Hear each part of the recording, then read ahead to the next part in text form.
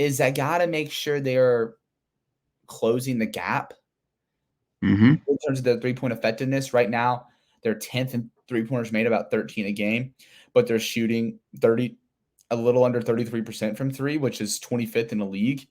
And then Mm-hmm. if you look at opponent shooting, they're this is not. Oh, here we go. Opponent 3-point shooting, but yeah. And then if you look at opponent 3-point percentage, the Grizzlies are dead last. They're giving up almost 40% from three, but also too they're giving up 16 made threes a game.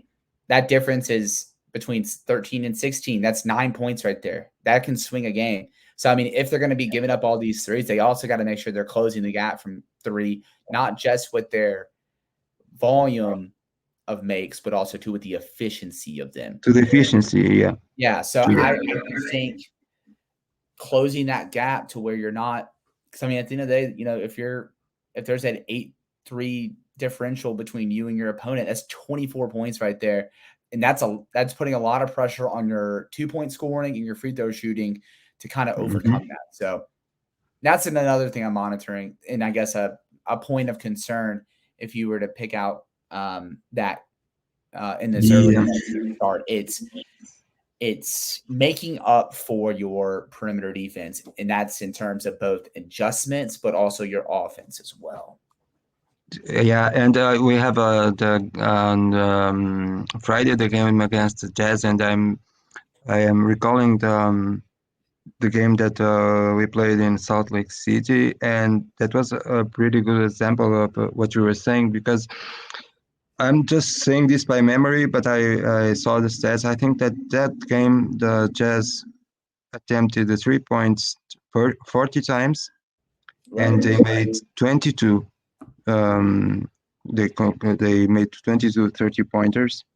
22, I'm sorry. And the Grizzlies, they attempted 54 times, and they shot 14. So that's an 8 3-pointer difference. That's 24 points that we're saying, right? It has of course a lot of impact in the game. It puts a lot of pressure on the 2-point scorers too, of course. Right. So well, but I guess we will see as the season proceeds, because of course from the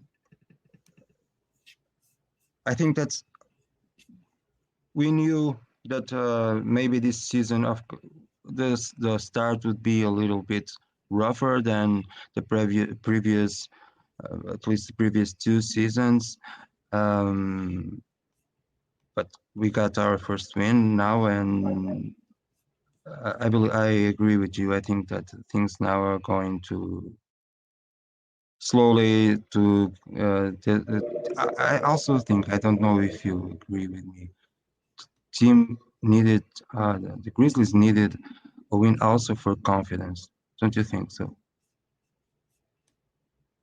Right. Yeah, for sure. I mean, all this I'm just hoping that the win just builds confidence and get into a rhythm and a flow. And that, these losses don't pile up, because it's no fun. It's no fun. Okay, Parker, it was an honor to have you here.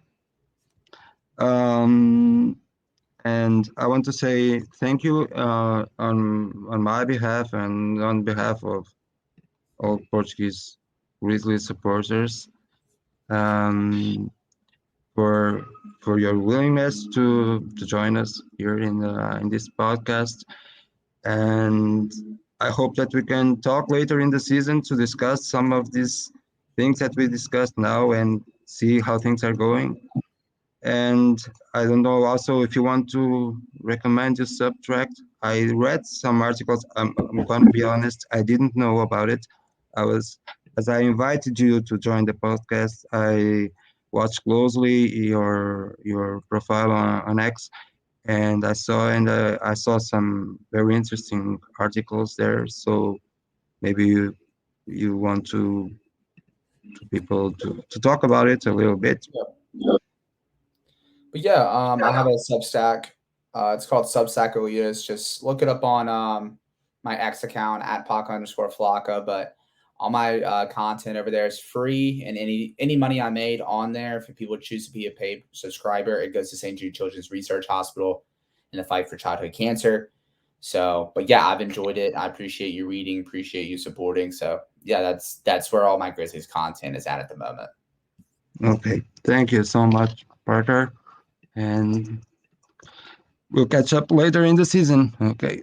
Absolutely. Thank you so much.